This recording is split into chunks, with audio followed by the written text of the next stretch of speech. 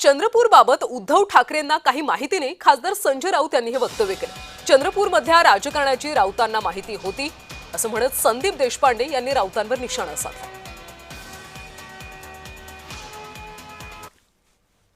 तिथे दुफळी पक्षामध्ये होती, तिथे एका वाक्याचं नव्हती। ते भांडण दिल्लीपर्यंत गेलं।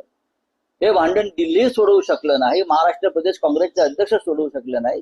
त्याच्यामुळे त्यांनी शिवसेनेला दोष देऊ कोणी शिवसेनेला दोष देऊ नये, याची जबाबदारी सगळ्यात आधी त्या दुफळीची त्यांच्या पक्षाने स्वीकारायला पाहिजे।